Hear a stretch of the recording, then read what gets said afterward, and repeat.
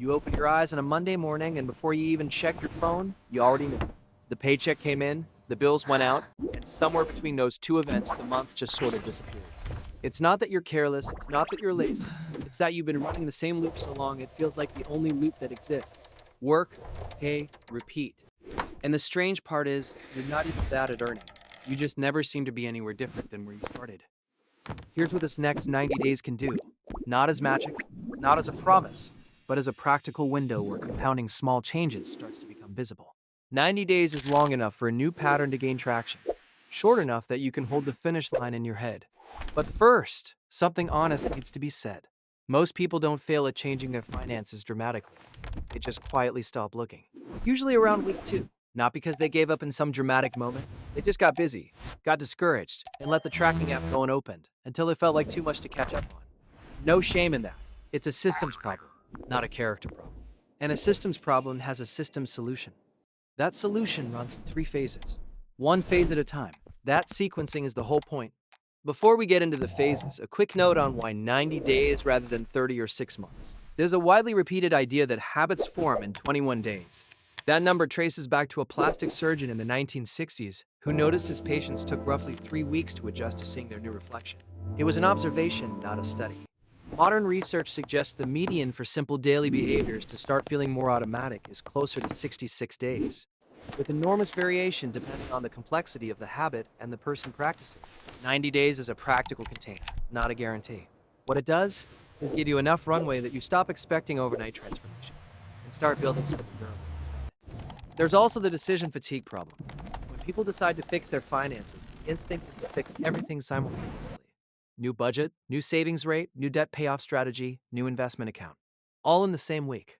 What the brain experiences is not motivation, it's overload. By day 18, the cognitive cost of maintaining that many new behaviors at once becomes genuinely exhausting, and the system collapses. The solution isn't more willpower. It's better sequencing. One thing at a time. Build the foundation before you build the floor. The first 30 days have one job. See clearly, not cut, not optimize, not judge. Just track every dollar that leaves your account, every coffee, every transfer, every subscription charge that shows up with a name you half recognize. Write it down or log it in an app. The method matters less than the consistency. 5 minutes a day. That's the entire ask. The reason this works isn't obvious at first. It feels passive, almost anticlimactic. But observation without judgment does something that restriction never can. It removes shame from the equation long enough for you to actually see. And what most people see surprises them. For example, in a hypothetical pattern, someone might discover a recurring charge from a streaming bundle they consolidated away from 8 months ago, still quietly pulling $12 a month. Or they might notice that convenience spending, quick lunches, last-minute ride shares, the small purchases labeled mentally as, "I've earned this," adds up across a month to something that would have shocked them if they'd seen it as a single transaction. The money isn't gone because of one big mistake. It evaporates in small, invisible amounts. Seeing that clearly is the first act of control. Awareness always comes before choice. Days 31 through 60 are where the seeing becomes deciding. Now that you know where the money actually goes, you can build what's called a priority stack. It has 3 layers. The first is non-negotiable. Housing, food, essential utilities. These aren't up for discussion, and they don't need to be analyzed. They stay. The second layer is values, and this is where most budgeting advice completely misses the point. Values aren't universal. For one person, security is the highest value. For another, it's learning or travel, or being able to show up for family without financial stress. Whatever yours are, name them honestly. The third layer is everything else, and anything in that third layer that doesn't connect to layer 1 or layer 2 is a candidate for reduction or elimination. Here's the psychological shift that makes this work long-term. When you cut something because it violated a rule, it feels like punishment. When you redirect that money because it doesn't align with what you actually care about, it feels like a decision. One creates resentment. The other creates agency. There's also an identity component that can't be skipped.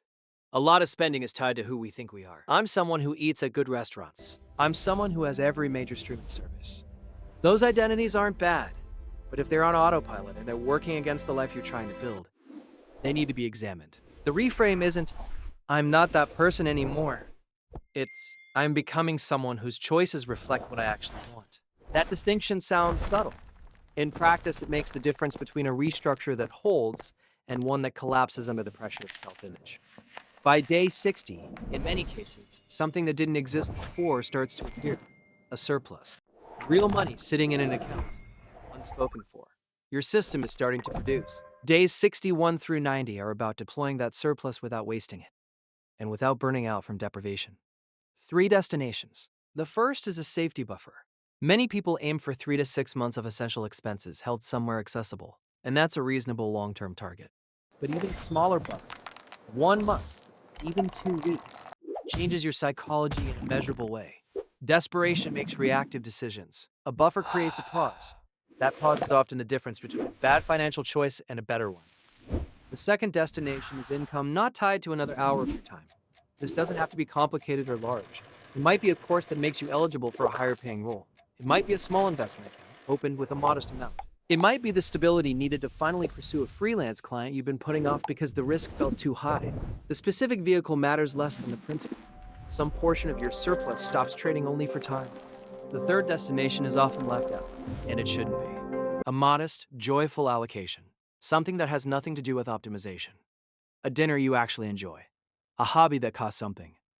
This isn't a contradiction of the system. It's what keeps the system from becoming a machine you want to escape. Sustainable systems include relief valves.